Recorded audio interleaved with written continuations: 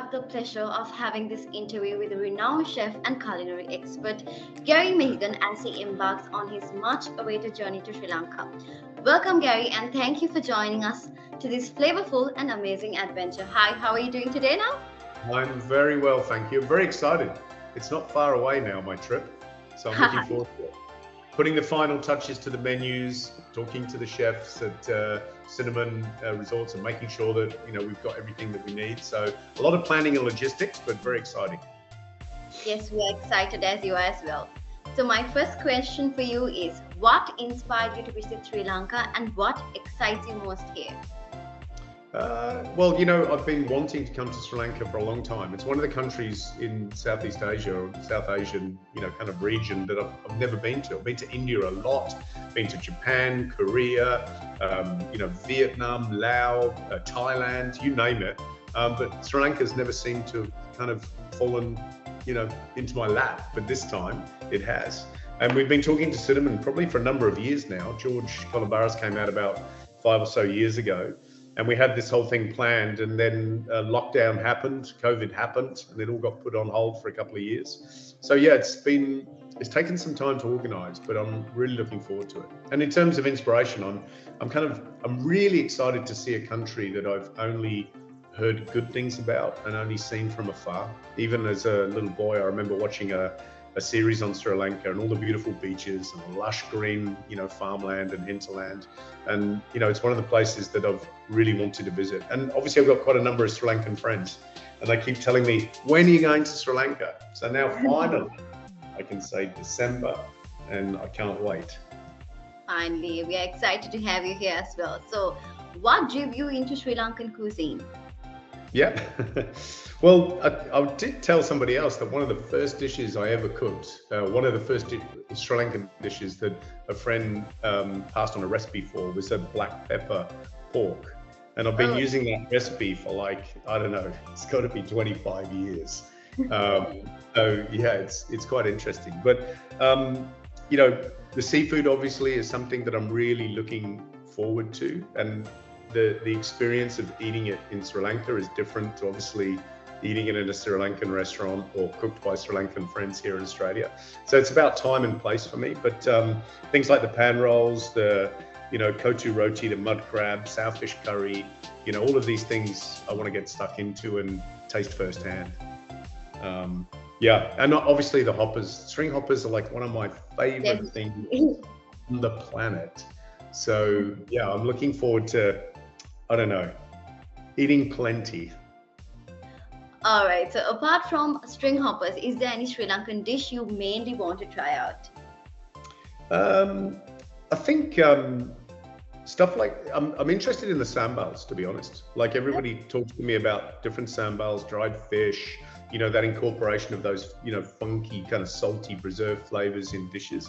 So that, they're the things that I want to really get stuck into. I'm just trying to think of a specific. There's actually, and I'm trying to remember the name of it. Is it mullen? There's a type of wild green that's, cooked. You take wild greens, including things like pennywort that you cook and you put coconut with it.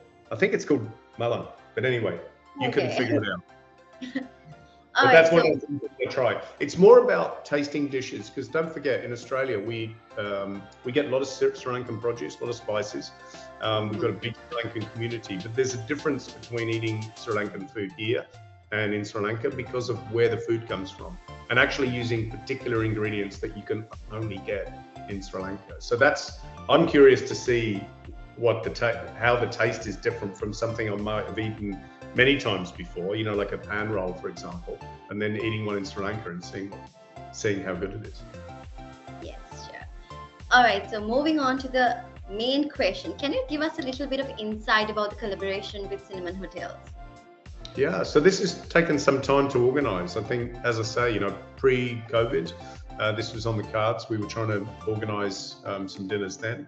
And so that will probably be about 3 years ago now, because obviously post-COVID, Sri Lanka's had a tough time in kind of getting back on its feet and for tourism to start, returning to normal. So, this has been a long time in the planning.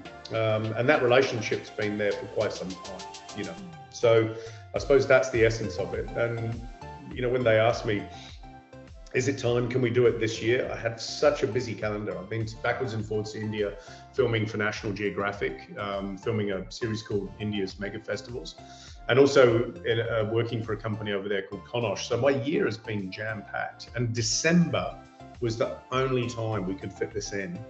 And there was almost a point where I was like, I can't do it. I'm never going to be able to create the time.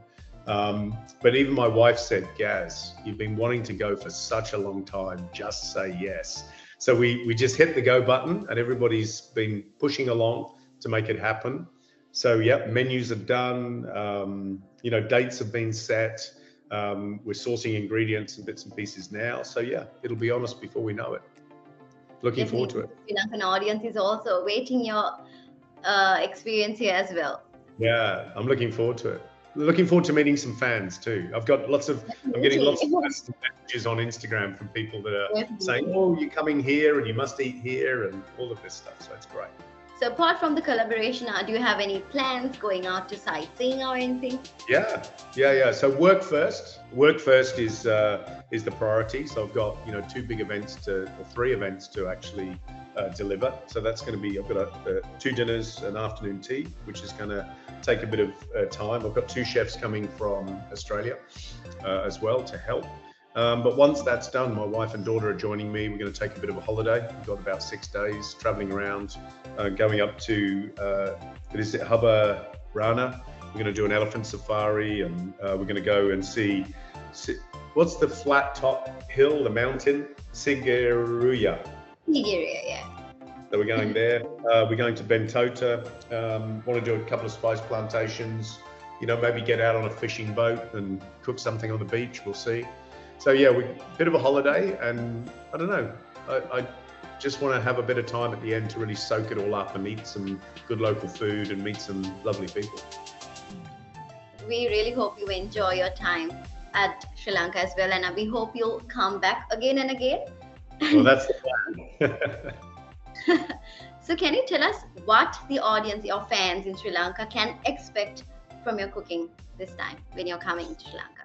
Sure. So we've got a couple of beautiful menus that we've put together. We're going to use kind of the best of I've spoken to the chef at Cinnamon, and we kind of isolate, put some big circles around ingredients that we need to use. Whether it's lagoon crab or river prawns, things like this, the tea, the coffee, and then build our menu around that. And the menu's very Gary. It's very comfort food orientated, very French, I suppose, French or Italian in kind of origin, but there's lots of little touches in there. So a bit of Spanish. I've got a jamon croqueta with romesco sauce. I've got a tostadita with a tea cured snapper. So there's various kind of things from around the world. I'm doing a sesame prawn toast with ginger, gamascio, and bonito. Little waffle with smoked salmon. Mushroom parfait. I'm doing a Thai style crab with the lagoon crab.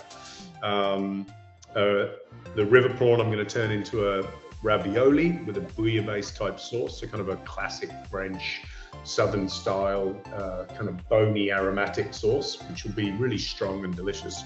And then with a bit of Australia, we're going to use a slow cooked rump of Australian lamb with some kind of Moroccan Middle Eastern spices. So yeah, there's some big flavors because I know I've got some challenging palates to impress.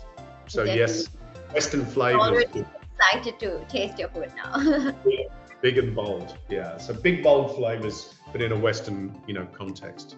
Okay, so Sri Lanka is known mainly for Ceylon tea. Is there an influence on the menus this time? Yeah, absolutely. So I'm doing a tea cured snapper.